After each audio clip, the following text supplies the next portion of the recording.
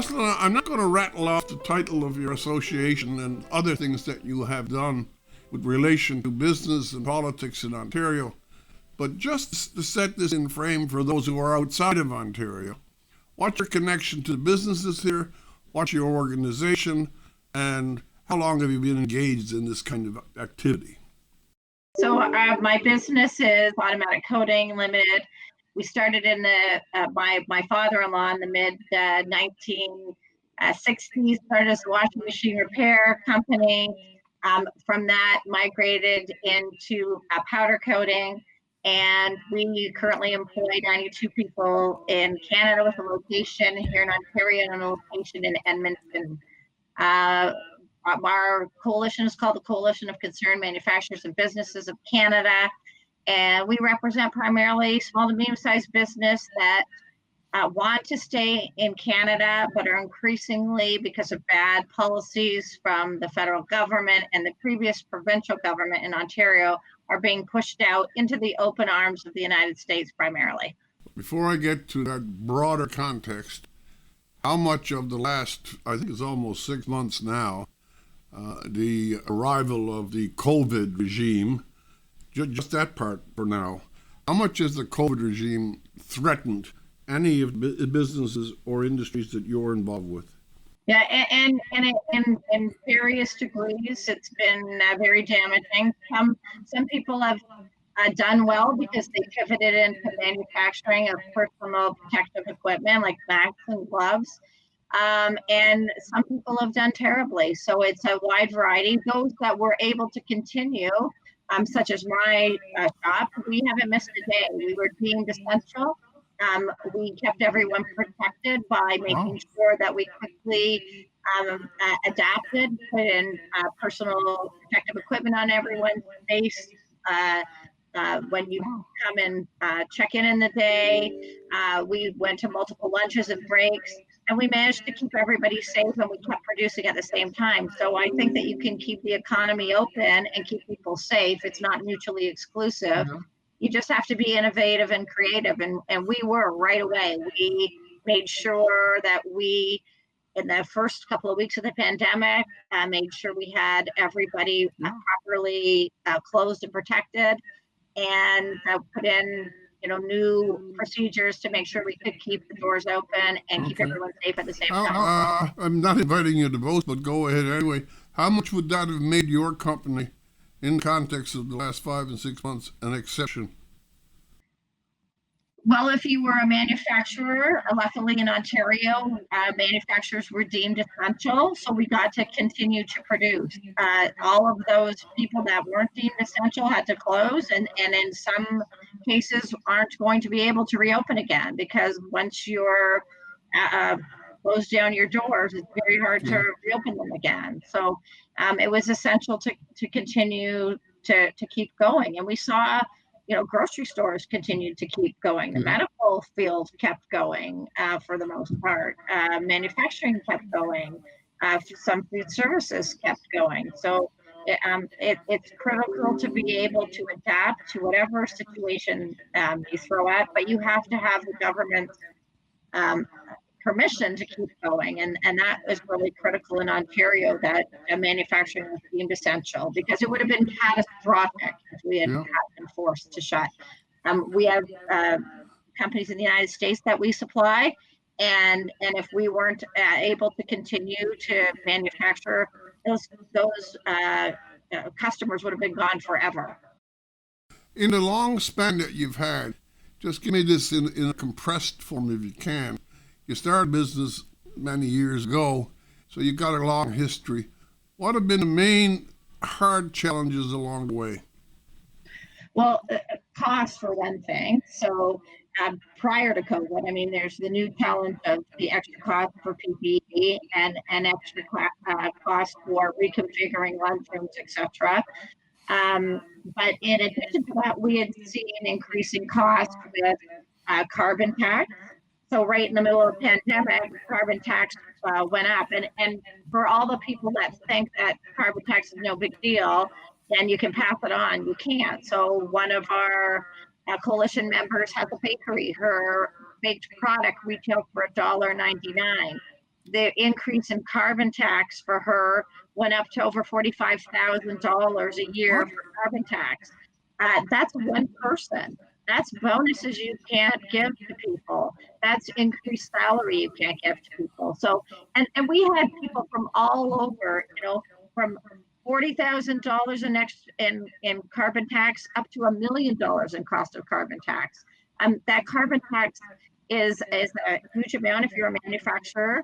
And, Yeah. and when you look in the context that Canada contributes less than 1.5% of greenhouse gases globally, you wonder why they would make us so uncompetitive. Are you aware as well, both in Ontario and in the western provinces, the impact of the carbon tax on farmers?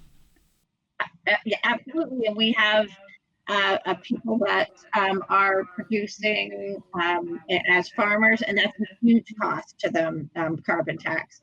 And then when you look at that and you add what's coming down the pipe, which is the clean fuel standards, which is going to be a carbon tax on a carbon tax, that's going to increase it 3 times. It's going to be 3 times as expensive. And then you look at the green energy program in Ontario that was pushed on by the same advisors to the federal Liberal government. And you see that that green energy program that gave very lucrative contracts to wind and solar producers at 90 cents a kilowatt hour, when the going rate in North America is between 4 and 8 cents a kilowatt hour. And they had these contracts for 20 years, and they got that money whether they produced electricity or not. And then you see the consequence of that, Yeah. which is manufacturers like my company having to pay between 28 and 30 cents a kilowatt hour, and no relief in sight for that. You see what happens. And what happens is companies, in order to stay afloat, move their business to the United States. And some of them save, $400,000, $500,000 a year in energy costs and electricity costs.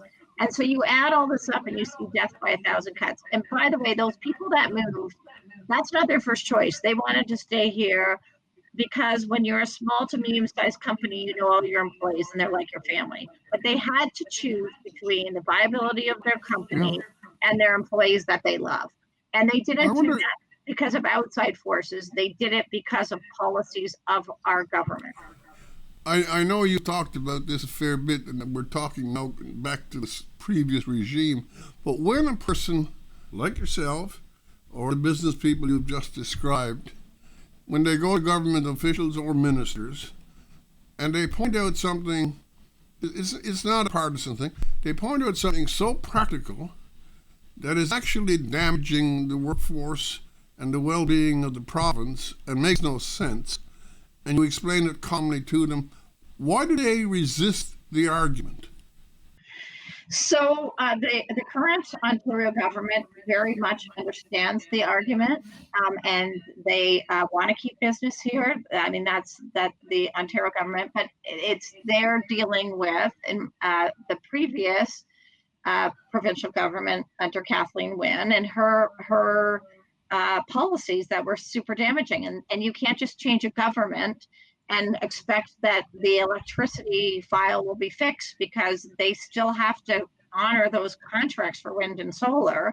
So that cost is very much baked into the electricity. So it has bad policy isn't just bad policy for now, especially when you sign these long-term contracts. They have long-term effects. And my fear is that the federal government, now with this resilient recovery, which is just a recycling of the failed Ontario Green Energy Act, want to take that and bring that across Canada, and that's going to be super damaging, not to all of the provinces. So, when I look at that resilient recovery plan that the federal Liberals are pushing, I see the green energy policy all over again. And we know how that movie ended, and it didn't end well for either the consumer or industry in Ontario. And I'm fearful that's what's going to happen.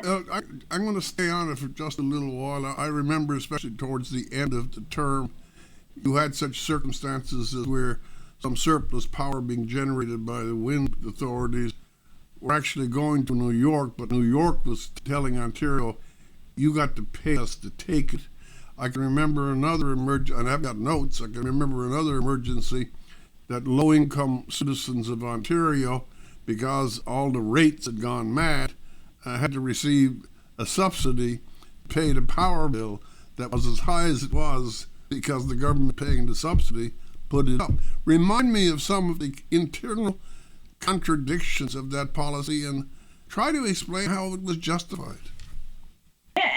So it was an ideological driven policy that we were going to go to wind and solar for production of electricity, and it has demonstrated that it's not very efficient. And the tragedy of that was that they gave millions of dollars to companies, and there was one such company in Scarborough. They got $1 million to produce solar panels. They hired all these people. They subsequently went into predator protection. They were rebought from another company. They moved to another part of Ontario, got even more subsidies, and have subsequently gone bankrupt. So you just see, Vivian Cross has done some excellent research into following, some of the money. And I think that's what should happen. There should be a full investigation into the Ontario Green Energy Policy, who was awarded contracts, what kind of contracts they were awarded, and what they produced in terms of energy. And I think that if you saw that, you would be very frightened about the reimagining. Now they're talking about reimagining the economy, and it's like they want to social engineer private industry. And what I find astonishing is that some large corporations go along with it, and it will be to the detriment of the small to medium-sized businesses in Canada. I got other questions first, but on that one point you just raised immediately, because it also applies to the energy industry as such. Why is it that certain very large companies, who at least on the face of it are not friends of this kind of energy, nonetheless, for some reason, end up endorsing it or becoming part of the propaganda behind it? So I think I've seen it and I'm astonished by it. And when I look for reasons why, back in 2015, the United Nations came up with this global compact. And so what they did was they had 17, goals, and some of them seem quite innocuous, but when you pull back the onion on some of them, making climate change is one of their huge initiatives. And some of them are quite socialistic when you look at this global compact. So what they did was they had, a group that was funded in Canada and a group that was funded in the United States that went out to large corporations into their public affairs and basically told them that, if they were going to be good corporate citizens, they needed to sign on with this global compact, and that they needed all of their funding dollars to be based on these United Nations sustainability goals. And I think unwittingly, in an attempt to be perceived as woke, these large corporations have signed on, and that is to the detriment of their prosperity, because not only are they contributing dollars to this organization, they're also contributing dollars to an organization that ultimately wants to take down the free market system and democracy. And they're basically subsidizing their own demise. So I'm not sure why any large corporations would be signing on to these, especially large corporations in the resource sector. And I think that they have been convinced that unless they sign up along with us, that they won't be considered as good corporate citizens, when, especially in Canada, nothing could be farther from the truth. Our clean, liquefied natural gas, if we export it to other countries, can help them reduce their their coal usage and lead to a cleaner planet. And we should be telling that story to everybody, and we should be supporting our resource sector, not destroying it. There was one episode, and I want to bring it up because I think it was the classic of all the classic. It was during one of McGuinty's elections, and that's when there was the protest over a gas plant, and a gas plant gets canceled, $1 billion or more, and gets transferred. Why I'm referring to it is that it more than any other thing gives you a substance example of how powerful and yet insane certain green things are. If people protest this thing, we can take something almost already built, burn $1 billion, all in the name of saving the earth. What made the green hypnosis so powerful during the years of McGuinty and Wynne? Well, I think that they really marketed it well. What did they do? They went into, our schools and told our children that if that fossil fuels were our enemies. My young son 5 years ago came home with a play, and one of his lines were fossil fuels are our enemies. So they got into our schools and influenced our children, and the children came home and told their parents, if you don't support it, you're going to ruin the planet and ultimately kill me. So and parents believe that, because who doesn't want to protect their children? Instead of looking at the science and the facts, they relied on emotion. Well, not only that, you've tied it to something else that's very current, and this is a slightly different direction to the question. Why is it that any political activity outside stating the very principles of political activity, why should a green campaign or a we campaign or any other campaign with an ideological tint, why should that be hauled into classrooms of elementary kids, and why should it be allowed to be the subject of propaganda administered from one side to immature minds? It is truly outrageous. And when you look at what happened with we, and long before all of this came down, my children were talking about we, and when I listened to what the we campaign was all about, I was like, they're just grooming children to be liberal voters. They're not a charity. They seem to be, to me, a super PAC. And it was a super PAC that what appeared to be a super PAC was allowed to go into our schools. So I think as parents, we really need to have a clear understanding as who has access to our children.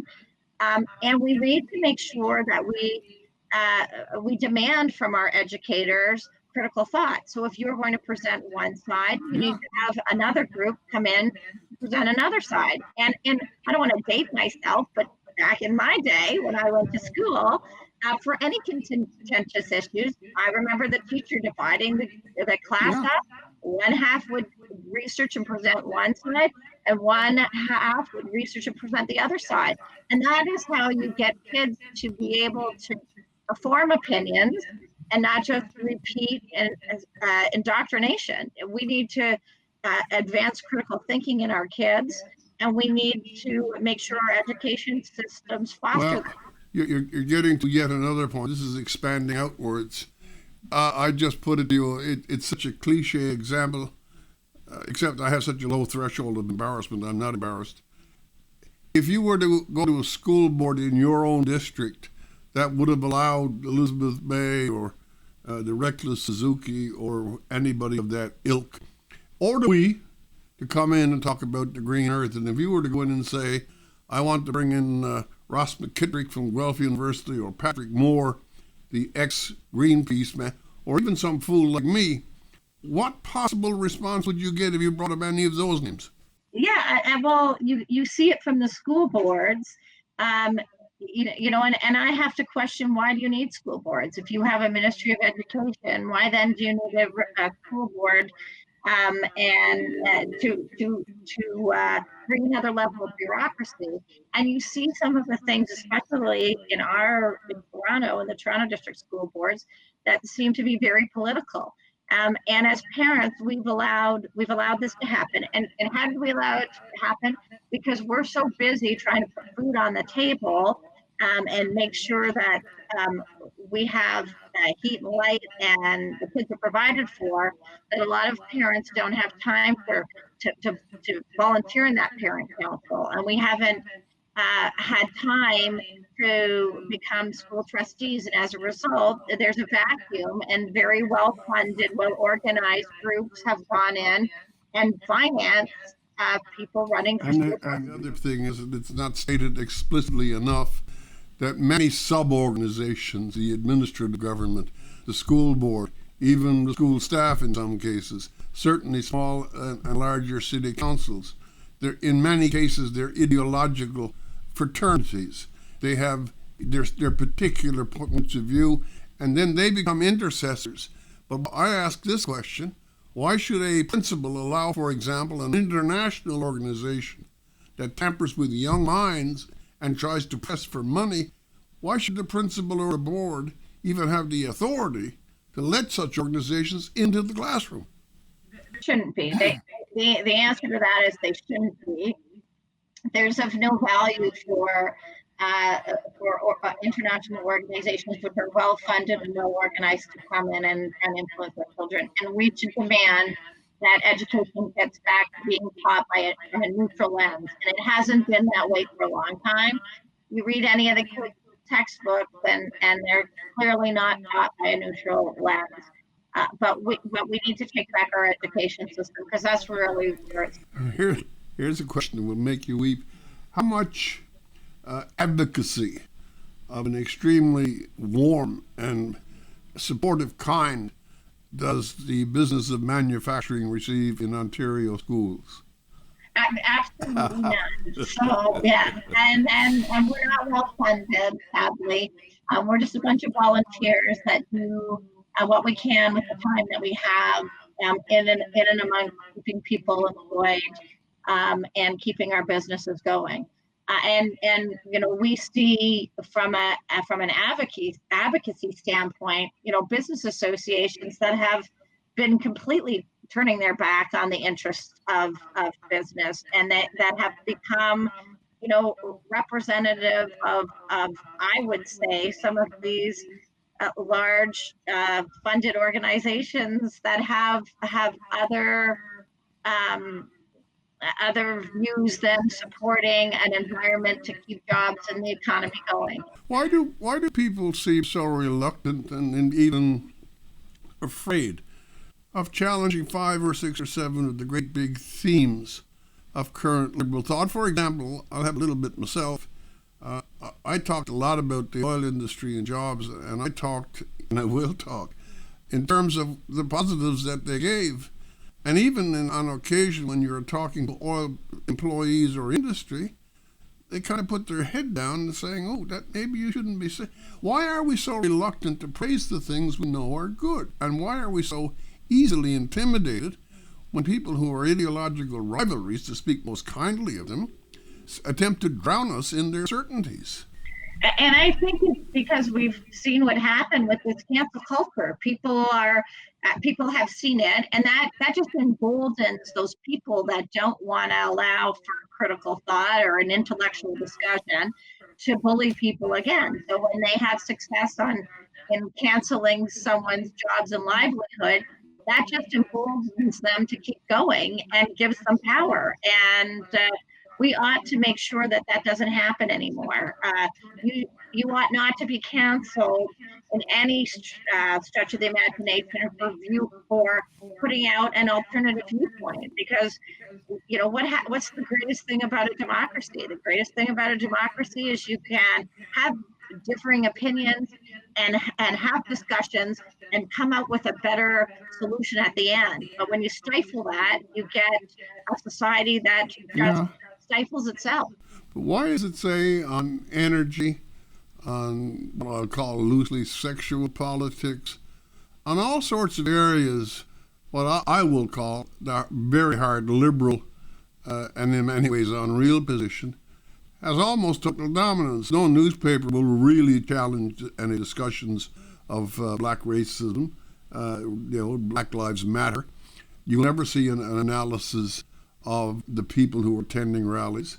In the case of gender substitution and things, you get timid deferrals, but the majority opinion is not the majority. The prevailing opinion is so strong. How has that ascendancy established itself? And it's the ascendancy that obviously is intimidating people who, in some cases, think there's a lot going wrong.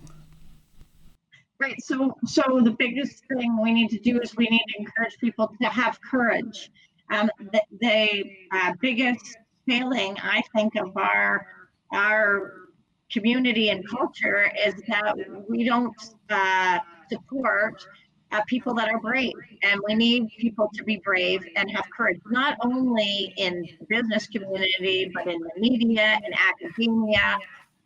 And they've just looked back on this whole cancel culture and acquiesced. And because they're afraid for their livelihood, they're afraid for their families.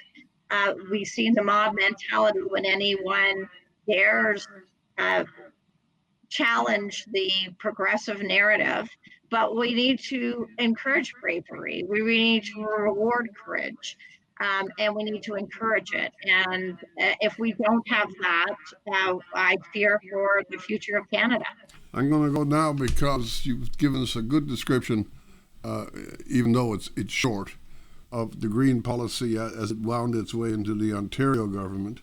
We didn't even mention the level of debt that it left the Ontario government with. I've heard it quoted that it's the largest so-called sub-sovereign debt in the world. Well, the architects and the enthusiasts of that policy are now as well established in Ottawa as ever they were in Toronto. And on top of that, Mark Carney, who's also declared himself a kind of European global warmist, is being invited back to the great temples of Ontario and Ottawa to lend his contribution. Are you going to see a replication taking advantage of a closed parliament and a pandemic crisis to try to wedge another overwhelming policy onto a country that in some cases doesn't really want it? 100%. That's exactly what they're going to do. And I am very fearful for the future of Canada because of it. And we have such a great opportunity. If the pandemic has shown us anything, it's shown us how vulnerable we have been by offshoring our manufacturing sector. We didn't have gowns, gloves, masks, ventilators, and we have such an opportunity to bring that back.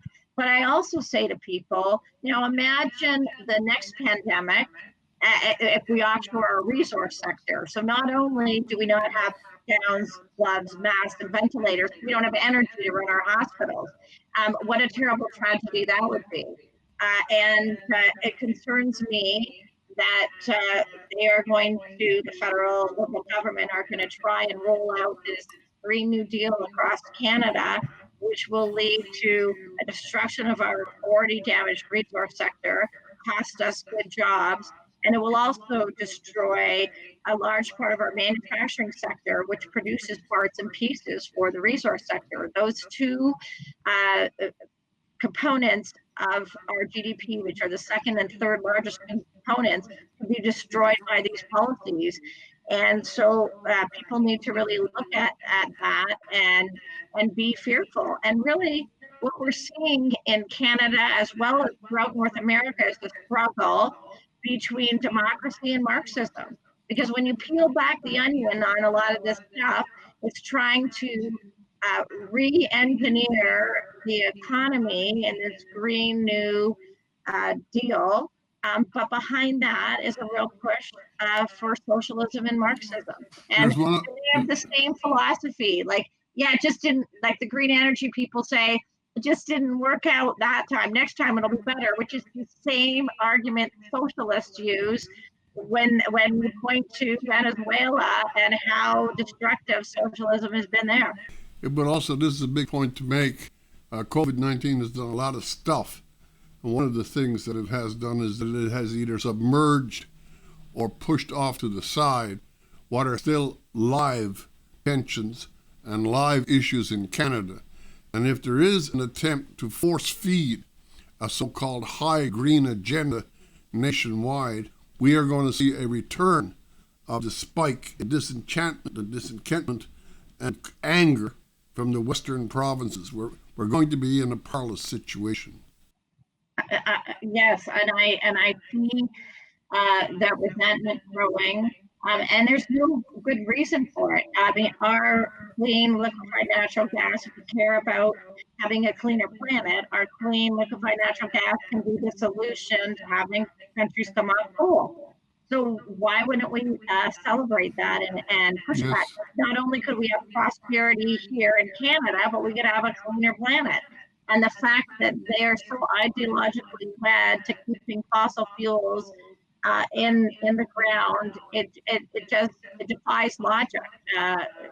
We've seen that the green energy policy in Ontario was not successful, and we need to really take a look at that and see what would happen if we rolled that across Yeah. Canada. We have so many gifts and we're throwing so many of them away. Jocelyn, I'm going to stop that there. You've suffered enough at my hand for one go. But I do thank you very much for agreeing to chat with me. Always a pleasure to chat with you. Thank you very much. Many, many good lucks in whatever it is you're proposing. Take care of yourself. Thank you. Yay, Jocelyn. Bye. Bye.